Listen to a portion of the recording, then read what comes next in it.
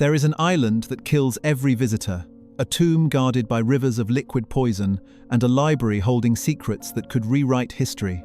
These places are real, they are forbidden, and today we're going to 10 of them. Starting with a tomb so deadly, its guardians aren't soldiers, but the promise of a poisonous eternity. The Mercury tomb of the Dragon Emperor.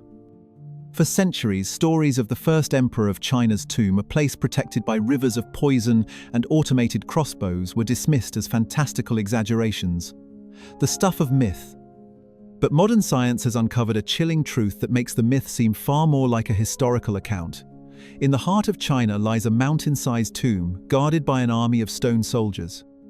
For decades, the world has marveled at this terracotta legion, but they are merely the gatekeepers. The true prize, the final resting place of China's first emperor, remains sealed. Not by stone, but by mercury. For more than 2,000 years, the mausoleum of Qin Shi Huang has been a legend whispered through dynasties. When his reign concluded in 210 before the Common Era, the emperor was laid to rest in the most elaborate subterranean palace ever conceived. Our only glimpse into its contents comes from the historian Sima Qian, writing less than a century later. He described a vast, miniature empire, complete with a replica of the heavens on its ceiling, studded with pearls to represent the sun, moon, and stars. The floor was a map of the emperor's dominion. Flowing through it were 100 rivers, channels, and seas, all made not of water, but of shimmering, toxic, liquid mercury. Sima Qian wrote that the mercury was designed to flow mechanically, forever mimicking the currents of the Yangtze and the Yellow River. He also chronicled the grim fate of the tomb's architects, who were entombed alongside their master to ensure the secrets of the palace would never be spoken. Automated crossbows were supposedly rigged to halt any unwelcome visitors, permanently. For centuries, these tales were dismissed, but soil samples taken from the earth mound above the unopened tomb chamber reveal mercury concentrations 100 times higher than normal. The ancient historian was not embellishing. He was reporting a fact. The ground itself is saturated with the poison, confirming the rivers of mercury are likely real, silently flowing in the darkness below. Today, the Chinese government forbids any excavation of the central tomb. The decision is born partly from reverence, but mostly from a pragmatic fear. Archaeologists know that to open the doors would be to expose 2 millennia of perfectly preserved artifacts to the air. Delicate silks, ancient texts, and painted lacquerware could turn to dust in an instant. Ground-penetrating radar has given us crude maps of the underground complex, revealing a vast network of walls and chambers, but they cannot show us the treasures within. The tomb of the Dragon Emperor is a paradox, a treasure we know is there, protected by a poisonous legacy and our own inability to guarantee its survival. It raises a chilling question. If the deadliest legends about this tomb are true, what other unbelievable treasures and terrors remain locked inside? And do we have the right to ever find out? It remains a place locked, not just in the earth, but in a state of perfect, untouchable mystery. And while this tomb is protected by poison, other forbidden places are guarded by something far more immediate and far more human. The island that rejects the world. Does a true, uncontacted Stone Age tribe still exist in our hyper-connected world? Most would dismiss it as impossible. But on a small island in the Bay of Bengal, this impossibility is a fierce and protected reality. There is a place on Earth where the Stone Age never ended. On North Sentinel Island, a tribe lives as their ancestors did 60,000 years ago, and the Indian government has made one thing unequivocally clear. Attempting to visit is a forbidden act, with the gravest of consequences for all involved.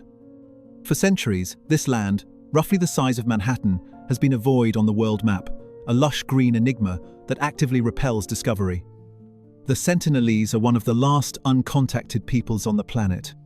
We know almost nothing of their language, their customs, or their beliefs. From a distance, we have seen them craft canoes for fishing and carry bows and arrows for hunting. But every attempt to learn more has been met with the same unambiguous message: stay away. In the late 19th century, a British expedition made contact with a catastrophic outcome. In the 1980s and 1990s, Indian government patrols left gifts of coconuts only to be met with volleys of arrows. After the 2004 tsunami, a Coast Guard helicopter flew over to check for survivors. A lone warrior emerged from the forest and fired an arrow at the machine, a defiant gesture that told the world they endured, and that they still wanted nothing from it. This fierce solitude was confirmed in 2018. An American missionary, John Allen Chaw, illegally journeyed to the island. His misguided efforts were rebuffed repeatedly, and his persistence ultimately resulted in a final, hostile reception.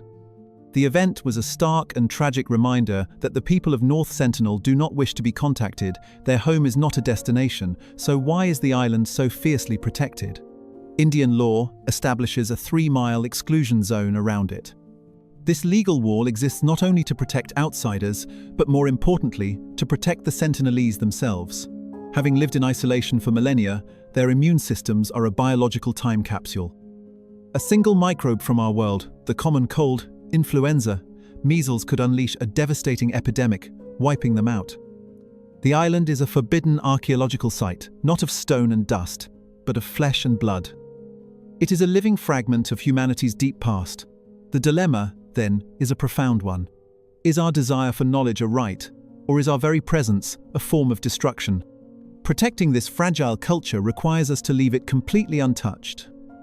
But sometimes, it is our very presence and adoration that threatens a treasure, forcing us to lock away a place that was almost loved into oblivion. The Cave of Fading Dreams. The idea that your own breath could destroy solid rock sounds ridiculous. But in France, this ridiculous notion became a heartbreaking reality, forcing us to lock away one of humanity's greatest artistic achievements. The threat, it turned out, was us all along. In 1940, 4 teenagers and a dog stumbled upon a hidden chasm, discovering a breathtaking gallery of prehistoric art. For a brief time, the world was invited in. Today, no one is allowed to enter, because the single greatest threat to this 20,000-year-old wonder is the simple, unconscious act of human breathing. The story begins when a young man named Marcel Ravadat was walking his dog, Robot. The dog vanished into a hole. Ravadat and his friends returned, widened the opening, and descended into the darkness. What they found would change our understanding of the ancient human mind forever. By the flickering light of their lamp, the walls came alive. Monumental bulls, galloping horses, and majestic stags, painted with astonishing skill, covered the ceilings. It was the Sistine Chapel of prehistory, a pristine sanctuary sealed away for 200 centuries. After the Second World War, the cave was opened to the public. It became an instant sensation. For 15 years, a stream of humanity flowed through its chambers, over 100,000 visitors a year, all of them wanting to witness the dawn of art. But this adoration came with a price, a catastrophic one. For millennia, the cave had existed in a perfect, fragile equilibrium. The sudden influx of over 1,000 people a day, each exhaling warm, moist air filled with carbon dioxide, shattered that balance. The art, which had survived ice ages, began to vanish in mere decades. A green malady, a film of algae, crept across the paintings. Then came a white sickness, as crystals of calcite veiled the vibrant ochres and blacks. The moisture from human breath condensed on the cool rock walls, a fertile ground for fungi and bacteria that had never existed inside. The masterpieces were dying. In 1963, authorities made a heartbreaking decision. Lascaux was closed to the public, permanently. Today, the original cave is treated like a patient in intensive care, hermetically sealed and monitored.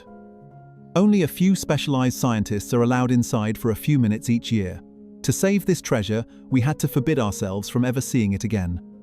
In its place, we have built meticulous replicas, where every brushstroke has been recreated. It's a perfect paradox. What is the price of making history accessible to everyone? And how do we protect our most precious treasures from our own love? Lascaux is forbidden not by poison, but by its own profound fragility.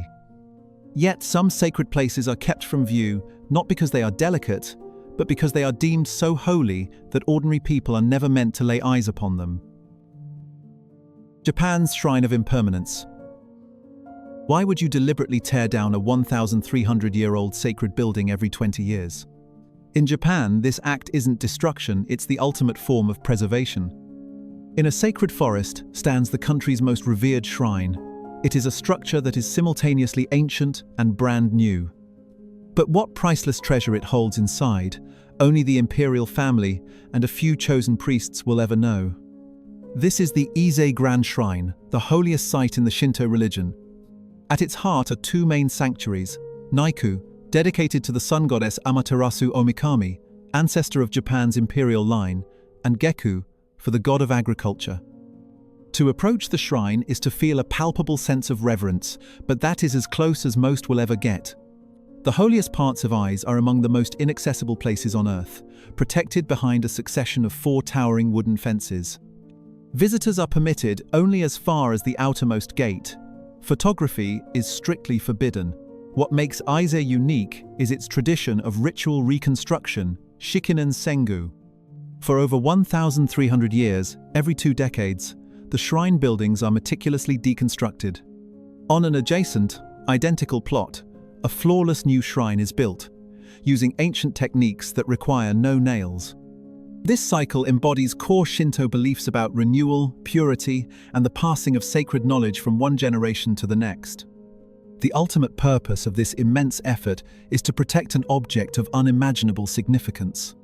Deep within the innermost sanctum of Naiku lies the Yata no Kagami, the sacred mirror. It is one of the 3 imperial regalia of Japan. According to legend, the mirror was forged by the gods and given by Amaterasu herself. No one outside of a tiny circle of elite priests, and the emperor has verifiably seen it. During the nighttime ceremony to move the goddess, the mirror is carried in a brocaded container, completely hidden from sight. The shrine is forbidden not by danger, but by a profound, impenetrable wall of faith. We are left with a powerful question: is faith the ultimate locked door, and is it a lock we should even want to pick? Its deepest secrets are reserved for the gods, not for humanity. Some places guard their secrets with sacred tradition. Others use stone vaults and armed guards, protecting documents that could rewrite history itself. The Library of Condemned Knowledge Vatican conspiracies are easy to laugh off the stuff of paranoid thrillers and late-night internet forums. But when you learn the scale of what is actually hidden beneath Vatican City, the laughter stops. Beneath the Vatican lies a vault containing 53 miles of shelving, 53 miles of secrets.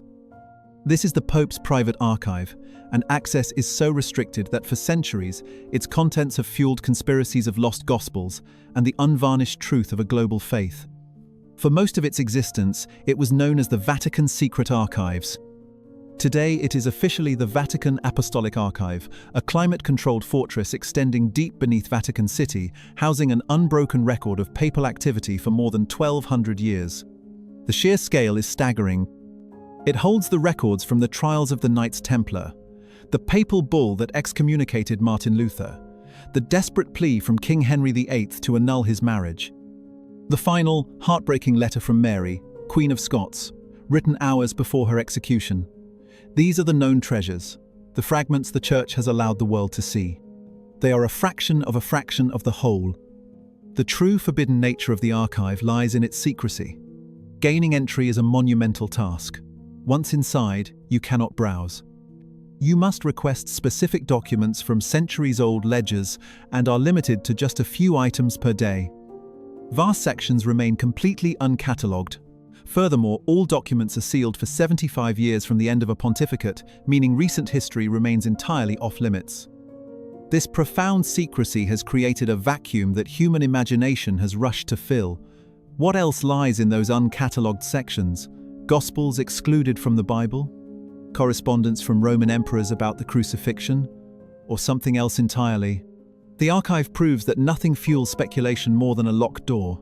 This begs the question: what right does one institution have to be the sole guardian of 1,200 years of our shared human history? While the Vatican protects its history behind stone walls, other forbidden places are not so subtle. Some landscapes are cordoned off to protect us from a poison that has seeped into the very soil. The poisoned fields of the Great War. There's a part of France that will remain poisonous for the next 700 years. This isn't science fiction. It is the brutal, heavily guarded legacy of a war that never truly ended.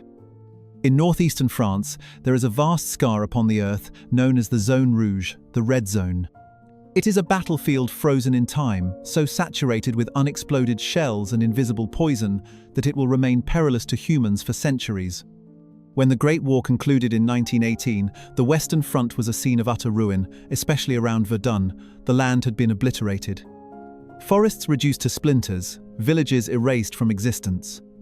The French government cordoned off 460 square miles of the most ravaged territory, declaring it too damaged and too dangerous for human life to ever return. Today, a core area remains strictly off-limits, a national sacrifice zone. To walk there is to navigate a labyrinth of dangers. The most obvious is the unexploded ordnance. As many as 250 million shells fired at Verdun failed to detonate. They lie just beneath the soil, their lethal potential undiminished by a century of rust. A wrong step could be your last. But beyond the threat of explosion lies a more insidious danger, the poison. The ground is heavily contaminated with lead, mercury, and chlorine. Worse, the soil is saturated with massive quantities of arsenic from chemical weapons. The concentration is so high in some areas that nothing can grow. The water is undrinkable, the land is unfarmable. It is a permanent chemical wound. Each year, the ongoing peril is made clear by the iron harvest. Farmers ploughing fields around the zone unearth hundreds of tons of shells, grenades, and bullets. A grim agricultural byproduct and a constant reminder of what still lies buried next door. The war ended over a century ago, but the land itself remains a combatant. Its poison is a silent soldier that will never surrender. The red zone is a territory that man made too dangerous for himself. But some forbidden places require no human intervention to be perilous. They are guarded by nature's own perfect, slithering sentinels. The Serpent's Lair of Inca Gold, a lost Inca treasure guarded by an island of deadly snakes? It sounds like the plot of a pulp adventure movie, something easily dismissed as pure fantasy, but the island is real, and the snakes are waiting. Off the coast of Brazil is an island so perilous the government forbids anyone from landing there. It isn't guarded by soldiers, but by an army of serpents, one of the most potent vipers on Earth, protecting a legendary treasure they know nothing about. Welcome to Ilha de Queimada Grande, better known as Snake Island. From a distance, it looks like a tropical paradise, but this beauty hides a terrifying secret, which is why the Brazilian Navy forbids any civilian from setting foot on its shores. The island is home to one of the most concentrated populations of venomous snakes on the planet, the golden lancehead viper, a species found nowhere else on Earth. Thousands of years ago, rising sea levels cut the island off from the mainland, trapping the snakes. With no ground prey, they evolved to hunt migratory birds. To ensure their meals didn't fly away after being struck, the vipers developed a venom 3 to 5 times more powerful than their mainland cousins. A complex, fast-acting concoction that is almost instantly fatal. While legends of one snake per square foot are an exaggeration, the population is still exceptionally dense. They are everywhere in the trees, on the forest floor, coiled in the rocks. But the island is not just a living laboratory, it's the setting for a legendary treasure hunt. Local folklore tells of the Treasure of the Trinity, a fabulous hoard of Incan gold spirited away by pirates who chose Queimada Grande as the perfect, naturally defended hiding place. Over the centuries, whispers of the gold have lured a few brave or foolish souls to try their luck. None have ever returned. The island remains a perfect natural vault. Its treasure, if it exists, is protected not by a map or a curse, but by a biological certainty. A chilling reminder that some secrets are hidden in plain sight, protected by a natural barrier we simply cannot cross. The horrors of Snake Island are a product of nature's elegant design. But our next forbidden site is a place made terrifying by human hands, an island where the soil itself is steeped in the ashes of suffering. The Island of Buried Screams. The soil on this island is 50% human ash. That isn't a ghost story, it's the beginning of a true one. In the Venetian lagoon sits a small, abandoned island called Poveglia. For centuries, it was a final destination for the afflicted and a prison for the troubled. Today, it is strictly off-limits, its decaying asylum haunted by the echoes of a horrific past. Its dark history began during the bubonic plague. Venice designated Poveglia as a quarantine island, a place of exile. Barges carried thousands of citizens showing symptoms across the water, not for healing, but for isolation and death. When the contagion overwhelmed the city, the island became a massive pyre. It is said that over 160,000 souls ended their journey on this tiny patch of land, their remains disposed of in immense burn pits. After centuries of disuse, the island was given a second, equally grim purpose. In 1922, an asylum was built to house the mentally ill. Stories soon circulated of a doctor who ran the facility not as a healer, but as a tormentor, performing cruel experiments in a twisted search for the source of their anguish. The island became a laboratory for human suffering. The asylum's chilling centerpiece is the bell tower. As the tale goes, the doctor was eventually driven mad himself, tormented by the apparitions of the patients he had wronged. He ascended the bell tower and plunged to his death. Though the physical bell was removed decades ago, some locals swear that on quiet nights, its mournful toll still echoes across the dark waters. The hospital was shuttered in 1968, and since then, Poveglia has been left to decay. The Italian government forbids all visitors. It is an island forbidden not by a single secret, but by the sheer weight of its tragic history. Some places are so saturated with human suffering that perhaps they have earned the right to be left alone forever, out of respect for the pain they hold. Some places are sealed off to contain the darkness of the past. But others are forbidden to preserve a sense of the sacred, to protect a place considered the literal home of the gods. The mountain that cannot be climbed. We can climb Everest. Billionaires can travel to space. So why is the world's highest unclimbed mountain completely forbidden? The reason isn't rock or ice, it's belief. The highest unclimbed mountain in the world remains unconquered because it is sacred. Gangkhar Puensum in the Kingdom of Bhutan is the Forbidden Peak, a place where local gods are said to dwell and where the government has banned all mortal feet from ever reaching its summit. Rising to 24,836 feet, Gangkhar Puensum is the last great prize in mountaineering. In an era when Everest and K2 have seen hundreds of visitors, this colossal peak remains utterly pristine. For a brief period in the 1980s, Bhutan opened its peaks to foreign expeditions. 4 separate teams attempted to chart a path to the top. All of them were repelled. Thwarted by punishing weather, impossible ice walls, and inaccurate maps.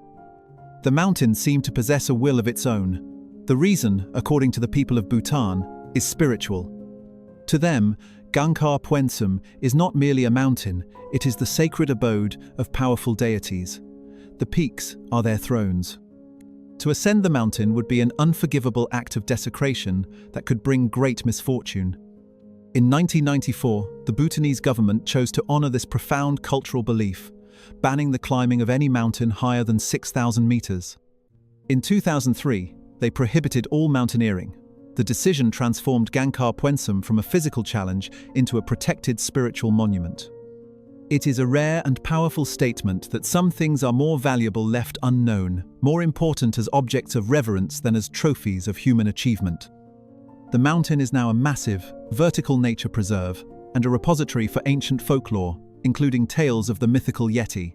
It is a place forbidden not by force, but by a collective sense of respect. We're left to wonder, does everything on Earth need to be conquered by us? Or is there a greater strength in admitting some places should remain sacred and untouched? While Gangkhar Puensum is protected to honor a spiritual mystery, our final location is forbidden to conceal a physical one, a secret so advanced, it could change humanity's understanding of its place in the cosmos. The hangar of Alien Archaeology Area 51 is the punchline of every alien joke on the internet. It's easy to dismiss as pop culture fantasy, a harmless conspiracy for tourists. But the security surrounding the base is no joke at all. In the middle of the Nevada desert sits the most famous military base in the world, a place that officially doesn't exist, but the secrets it guards may not be our own. For decades, Area 51 has been at the heart of a global conspiracy, believed by many to be a forbidden hangar housing the ultimate archaeological find, the wreckage of visitors from another world. The official story is mundane, yet highly classified. The site is a detached facility of Edwards Air Force Base. It was here that the U-2 spy plane was born. The SR-71 Blackbird first took flight, and the Phone 17 Nighthawk stealth fighter was developed in total secrecy. The base's purpose is to design the future of aerial technology. But according to a persistent counter-narrative, that technology is not entirely human. In 1989, a physicist named Bob Lazar came forward with a story that would ignite a global phenomenon. He claimed he had worked at a secret installation called SFOR, near Groom Lake. His job, he alleged, was to reverse engineer the propulsion systems of 9 captured extraterrestrial vehicles. He described saucer-shaped craft made of unknown materials, powered by gravity amplifiers running on an element not yet found on Earth. Lazar's detailed accounts became the foundation myth for the modern Area 51 legend. The base's extreme secrecy only fuels this speculation. To get near it, you must travel down a long, unmarked road to a guarded perimeter. The border is marked with stark warning signs. They advise that security is authorized to use final force against trespassers. The perimeter is monitored by sensors, cameras, and the infamous camo dudes, private security who patrol in unmarked trucks. This level of security seems far beyond what would be needed to hide a new plane. If the stories are true, Area 51 is the world's most profound archaeological site, a laboratory of exo-archaeology. The objects held within would be the greatest discovery in history. With security this intense, we have to face the final, unsettling question, which is the more terrifying thought that it's all a lie to cover up a simple military project, or that it's all true. These forbidden places prove that our world still has its secrets, but it raises a final, unsettling thought. These are just the places we know are forbidden. How many more are out there, hidden in plain sight, their doors locked to us for reasons we can't even begin to imagine? The greatest secret might be the one you walk past every single day. Let me know in the comments which of these places fascinates you the most. And if you enjoyed this journey into the forbidden, make sure you subscribe for more secrets from our hidden world.